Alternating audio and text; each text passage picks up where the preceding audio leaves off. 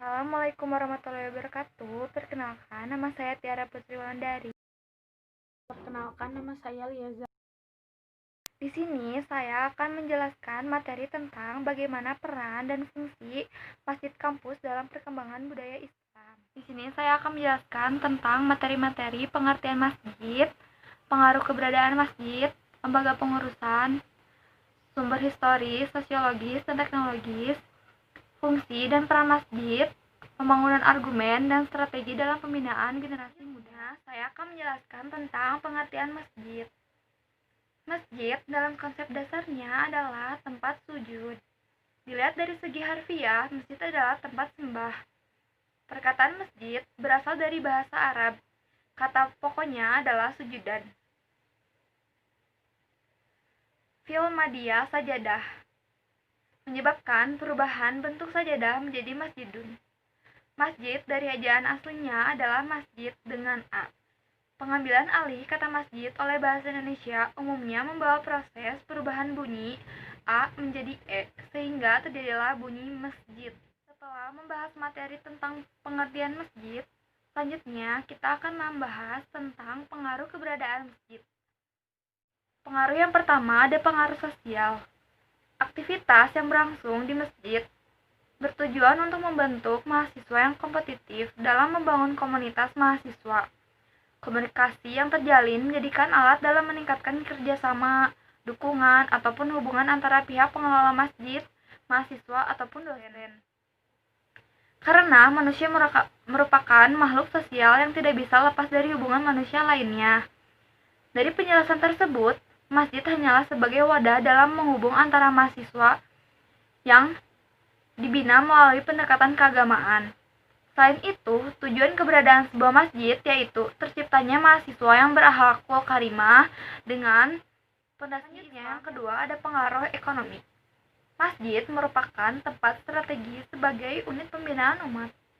Meskipun banyak yang memahami masjid hanyalah tempat yang digunakan untuk melakukan ibadah formal. Padahal, pandangan seperti ini dapat menjauhkan umat Islam dalam membangun ketertarikan antara sesama. Keberadaan masjid haruslah dioptimalkan peran dan fungsinya, sehingga kegiatan yang berlangsung seperti perekonomian dapat bertahan dan berlangsung sesuai dengan yang direncanakan. Lalu yang ketiga ada pengaruh budaya. Perkembangan sebuah zaman membawa pengaruh terhadap gaya hidup masyarakat, maka perlu dilakukan pembinaan melalui kegiatan karya dan iman. Adanya kegiatan seperti itu diharapkan dapat memberikan pengaruh dalam kehidupan mahasiswa. Karena di era modern seperti saat ini, mahasiswa lebih cenderung mengikuti gaya hidup yang terus berkembang, yang berakibat pada gaya hidup orang barat. Saya akan membahas materi tentang lembaga dalam pengurusan masjid kampus. Lembaga dakwah kampus atau LDK merupakan salah satu pilar paling penting dalam membentuk mahasiswa yang berintegritas. Sebagai lembaga dakwah yang berbasis di masjid, LDK bisa memanfaatkan posisi strategis masjid sebagai tempat berkumpulnya mahasiswa. LDK bisa menawarkan kajian-kajian, holako-holako, atau kegiatan-kegiatan lain yang bisa meningkatkan integritas dan spiritualitas mahasiswa. Model holako atau forum pembentukan lingkaran adalah model kajian atau diskusi yang cukup populer di kalangan aktivitas Islam kampus. Model ini sudah terkenal sejak masa kejayaan Islam. Saat itu, holako merupakan model kajian yang begitu terkenal dan efektif di masjid-masjid seluruh dunia. Selanjutnya, saya akan membahas tentang sumber sosiologis dan teologis. Yang pertama, ada masjid pada zaman Nabi Muhammad. Pada zaman Nabi Muhammad, ada dua tipe masjid yang perlu dijadikan bahan pembelajaran, yakni yang pertama ada Masjid Quba. Masjid Quba merupakan masjid pertama yang didirikan secara langsung oleh Nabi Muhammad. Masjid ini didirikan dalam perjalanan hijrah dari Mekah ke Madinah. Sebelum sampai di Madinah, tepatnya di desa Quba, Nabi Muhammad dan kaum muhajirin beristirahat selama 4 hari, Senin sampai dengan Kamis. Selama beliau tinggal di sana, beliau mengajarkan Islam dan membangun sebuah masjid yang dikenal dengan Masjid Quba. Masjid inilah dalam catatan sejarah Islam disebut sebagai masjid pertama yang didirikan oleh Rasulullah. Beliau mendirikan masjid di Kuba sebagai tempat sholat dan mendidik Islam. Lalu yang kedua adalah Masjid Dirar. Masjid Dirar adalah masjid yang mendatangkan kemudaratan bagi orang-orang mukmin.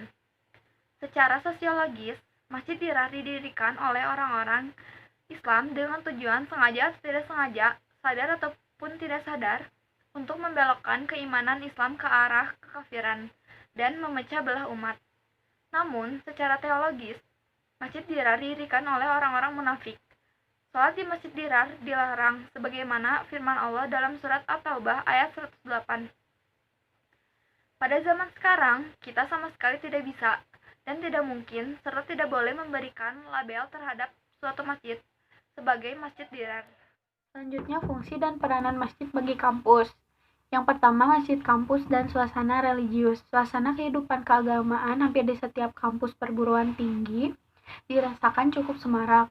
Sebelum dikumandangkannya azan, terdengar jelas alunan kalam ilahi dari menara masjid kampus yang menandakan waktu salat sudah dekat, sekaligus sebagai ajakan salat berjamaah.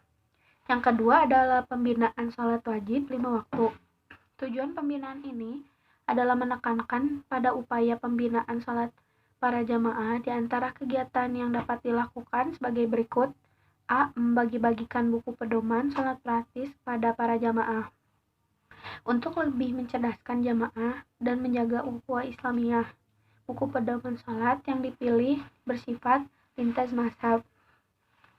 B. Mengadakan pengajian singkat mengenai salat dalam hukum atau pengajian khusus. Yang C. Menerbitkan jurnal atau buletin, biasanya bulanan atau mingguan, tergantung kesanggupan pengurus masjid yang berkaitan dengan ajaran Islam termasuk masalah peribadatan secara syariat maupun hakikat. Yang D. Menempelkan papan petunjuk waktu salat yang berlaku pada setiap masjid juga tertentu dapat pula diumumkan melalui pengeras suara guna pemberitahuan atau pengingat kepada masyarakat di sekitarnya. Yang ketiga ada pembinaan sholat Jumat. Sholat Jumat merupakan kegiatan masjid yang paling banyak dikunjungi para jamaah, tetapi paling murah pembiayaannya. Hal ini disebabkan para jamaah datang sendiri tanpa diundang karena kesadaran para jamaah bahwa sholat Jumat itu hukumnya wajib. Yang keempat adalah pembinaan kegiatan di bulan Ramadan.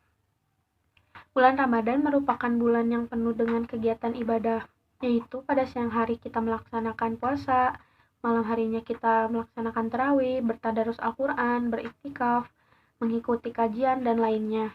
Tujuan pembinaan kegiatan pada bulan Ramadan adalah untuk lebih menggairahkan para jamaah, meningkatkan peribadatan, dan mengkaji ajaran Islam.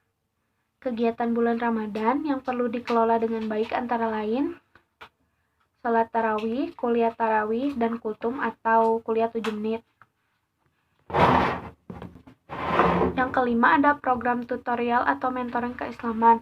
Program tutorial PAI atau mentoring keislaman di kampus ada yang dilaksanakan oleh unit kegiatan keagamaan mahasiswa yang langsung berkaitan dengan pelaksanaan kuliah PAI.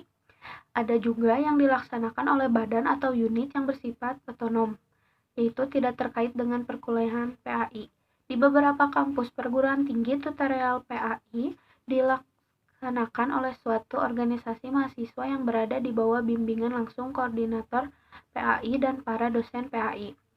Kegiatannya meliputi diskusi kelompok tentang pengembangan wawasan keislaman yang tidak dibahas dalam materi perkuliahan PAI, dan pengkajian ayat-ayat Al-Quran yang berkaitan dengan jurusan masing-masing. Organisasi ini merupakan kepanjangan dari kegiatan kokurikuler PAI yang membuat pelaksanaan tugas terstruktur bagi masyarakat. Yang keenam ada unit kegiatan dakwah mahasiswa atau UKDM. Kegiatan ini dipusatkan di masjid kampus perguruan tinggi. Tujuan pokoknya dari lembaga ini adalah membina para anggotanya sebagai calon sarjana, calon pendidik, dan kader dai dalam rangka mewujudkan ukhuwah Islamiyah, memelihara agama Islam, dan ikut menciptakan kampus religius. Kegiatan utamanya adalah kaderisasi para dai dari kalangan mahasiswa dan mahasiswi untuk berdakwah di kalangan mahasiswa. Kegiatan UKDM misalnya merupakan majelis taklim ilmiah damiyah dialog dunia Islam, diskusi ilmiah pra-Ramadan, dan lokakarya pembinaan.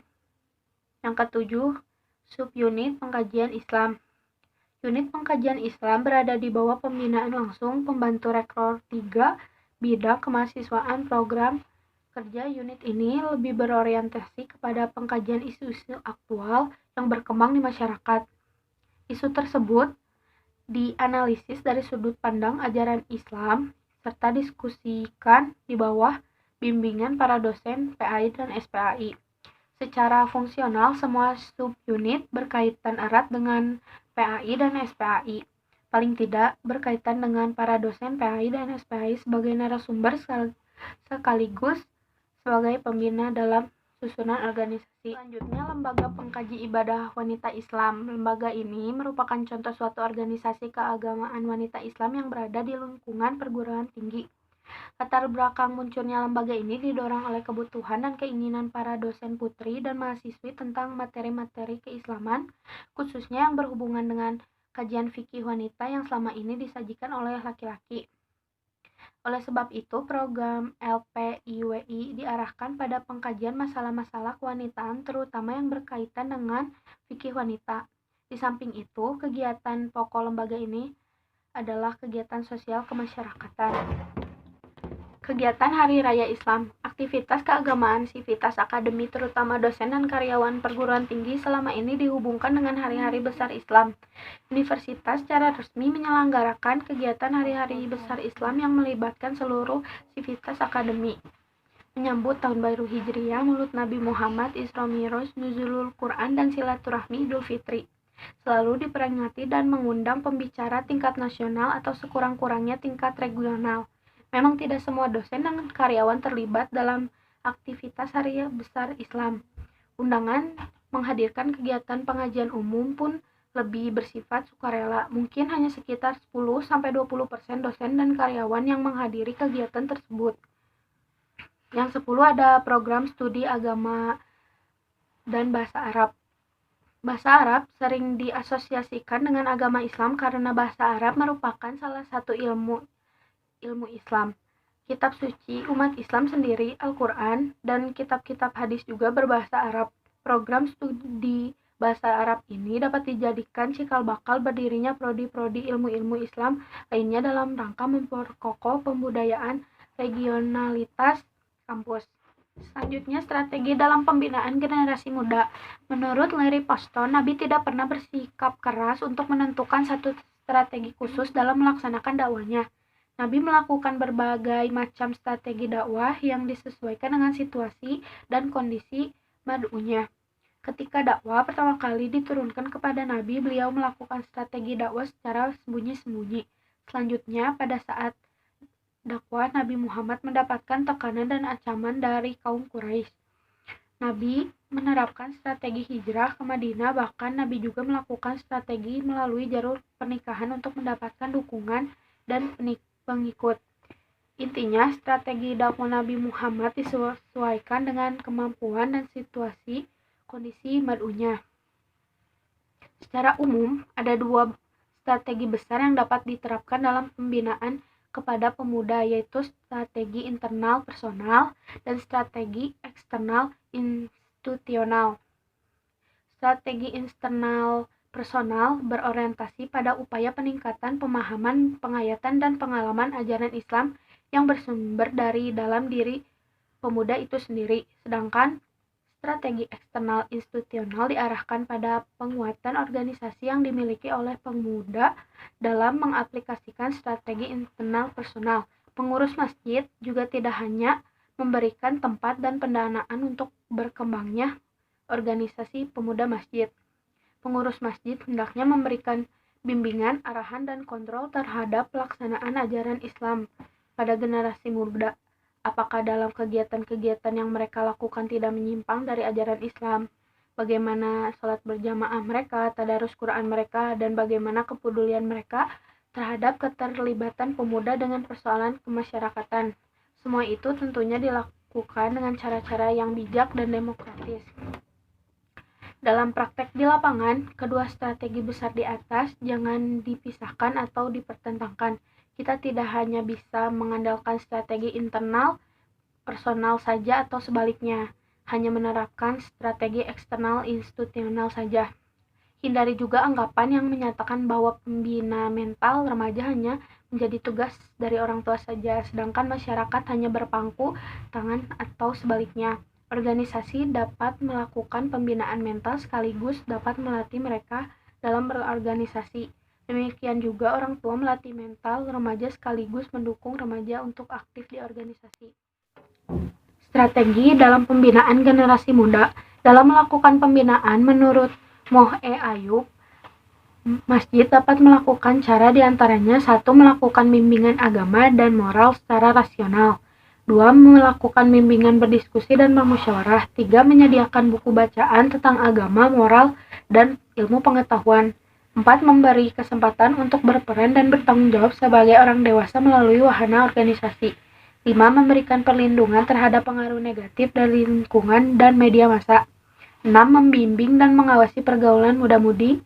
7. Menyalurkan hobi yang sehat dan bermanfaat. 8. Memberikan kesempatan berolahraga. Video dari kami, mohon maaf bila ada kesalahan. Assalamualaikum warahmatullahi wabarakatuh.